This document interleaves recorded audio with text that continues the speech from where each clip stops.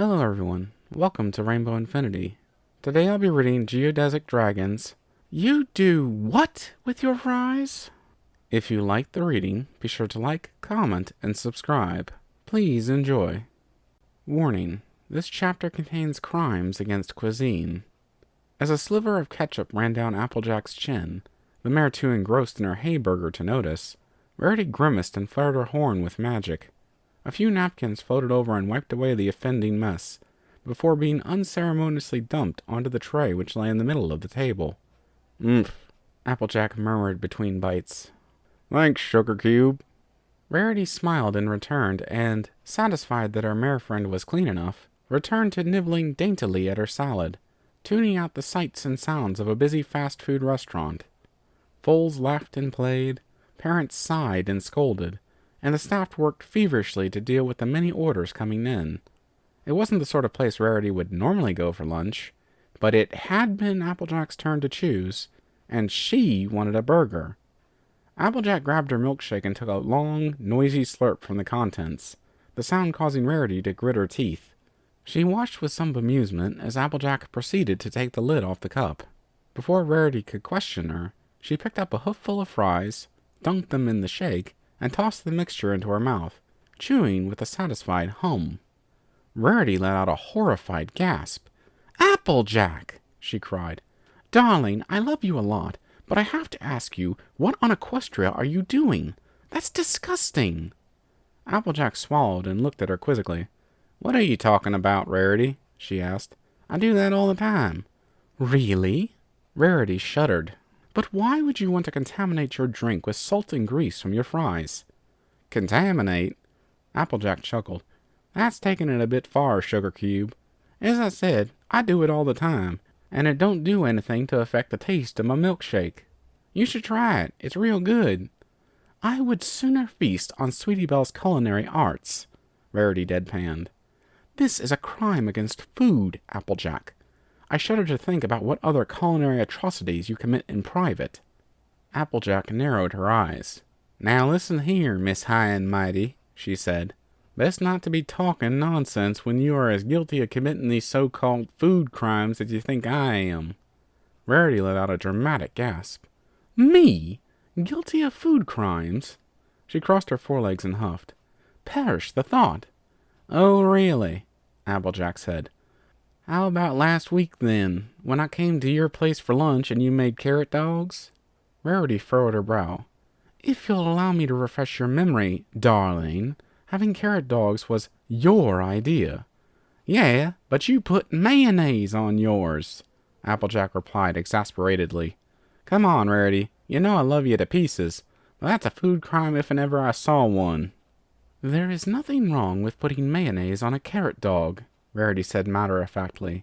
"Besides, you should know that tomato sauce stains my coat something wicked, requiring at least half an hour under the shower to wash out." A small grin crossed her face. "But since you're so keen to talk about this, darling, how about we discuss the culinary mess you call leftover loaf?" "There ain't nothing wrong with using the leftover food," Applejack said. "It saves it going to waste, and we get a decent meal. So what's your problem with it?" "Oh, I don't know," Rarity said. "It could be the fact that you take literally all of your leftover food for the week and compress it into one unholy concoction. It doesn't matter what you had. Hay bacon, pasta, potatoes, carrots, lettuce, mushrooms, beans. It all ends up being shoveled into one giant insult to food." "Oh, yeah?" Applejack took an angry bite of her burger. "Well, what about, that time you made vegetable, tacos for the two of us?" Rarity ignored the obvious attempt at getting a rise, choosing instead to put her nose in the air and reply snootily, "What was wrong with them?" "You said you wanted to get more greens into your diet, and you proceeded to only use vegetables which are literally green. Broccoli, sprouts, cabbages, spinach, celery, courgettes, and leeks. Honestly, Rarity, it was like eating the contents of my composter." "Oh, please, darling," Rarity scoffed. "Need I remind you of the time you made quesadillas and put jalapenos in them?" "There ain't nothing wrong with adding a little bit of flavor," Applejack said defensively. "Besides, you ate them, didn't you?" "Only because I didn't know they were in it."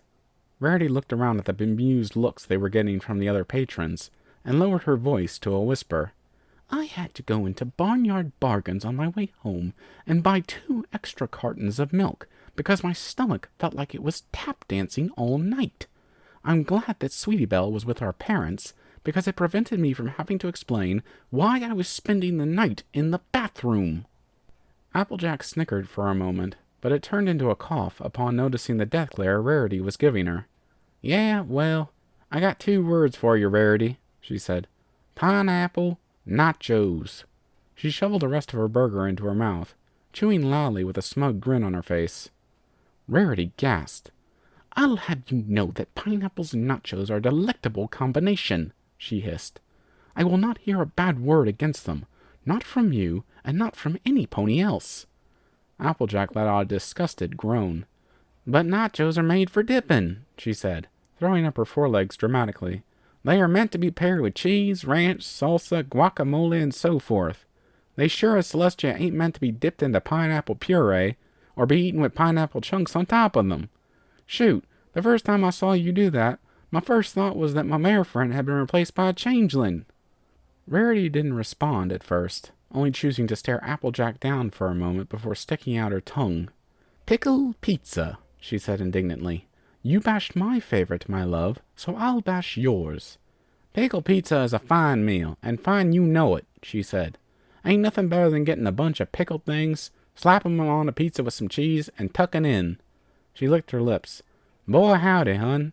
You've gone and left me feeling mighty peckish now just thinking about it. But all of the things you use, minus the cheese, thankfully, have been pickled in vinegar, Rarity protested. Every time you have one, I can smell the stuff on you from several meters away. Haven't you ever wondered why I'm reluctant to kiss you after you've had a pickle pizza?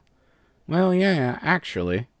Applejack trailed off for a moment, before a train of thought got back on track. But it's still better than putting cream cheese on grapes. She dipped another hookful of fries into her shake and ate them. Rarity shuddered at the display, but kept her resolve. Well, maybe if your taste buds hadn't been ravaged by a combination of vinegar and jalapenos, you would find that to be a most enjoyable combination. She harumphed, folding her forearms against her chest. Then again, you're the sort of mare who has coleslaw with raisins. At least I don't put hummus on cabbage, Applejack bellowed, slamming the table with enough force to spill what was left of her shake. She ignored the mess dripping off the edge of the table and glared daggers at Rarity. No, because you enjoy salted scallions instead, Rarity screeched, rising to her full height and glaring daggers right back. Well, excuse me for having some... Actually, ladies, excuse me! Applejack and Rarity both turned to the source of the voice, a middle-aged stallion wearing a lanyard around his neck which identified him as the manager. He gestured to the other customers, all of whom were silent as they watched the display in front of them, though some were trying not to laugh. You're both causing a scene, so I'm going to have to ask you to leave, he said sternly. No pony here is interested in listening to your, quite frankly disgusting, culinary abominations.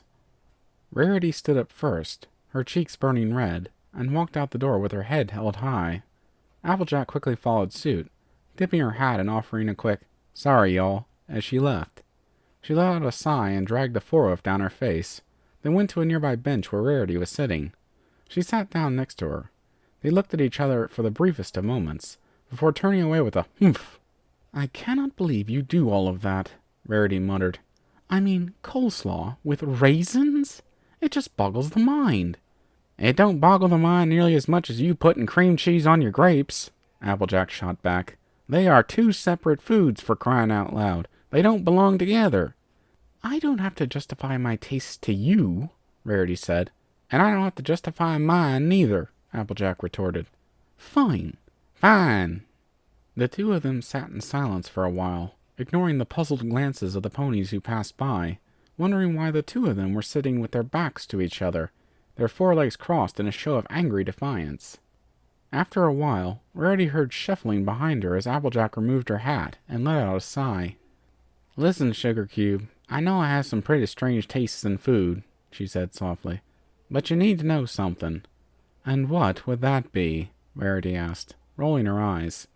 No matter what happens, there's always one sweet thing that I will always enjoy coming back to. Applejack cracked a smile. Even if her own tastes are a bit weird to me. Rarity thought for a moment, turning around as realization hit her. Me? She asked. Applejack nodded, and Rarity reached out to take hold of her forelobes. Oh, darling, I'm sorry I acted in such a wretched manner. I really shouldn't have gotten so worked up over something so trivial. Can you ever forgive me? Aw, shucks. Applejack nodded. Of course I can, Sugar Cube, she replied. I shouldn't have escalated things the way I did. After all, it's your little quirks that I love the most about you. She put her hat back on and looked into Rarity's eyes. Can you forgive me? I think I can do that, darling, Rarity said. She leaned in for a kiss, which Applejack was all too happy to provide. Once they separated, they cuddled in close to one another and let out a contented sigh. I love you, Rarity, Applejack said. I love you too, Applejack, Rarity replied. The silence that followed was quickly broken by both mares speaking in unison. But I love pickle pizza more. They stared at each other once again before bursting into a fit of giggles, as all eyes turned to them for the second time that day. Thank you for listening in. I hope you enjoyed the reading. Until next time, stay tuned.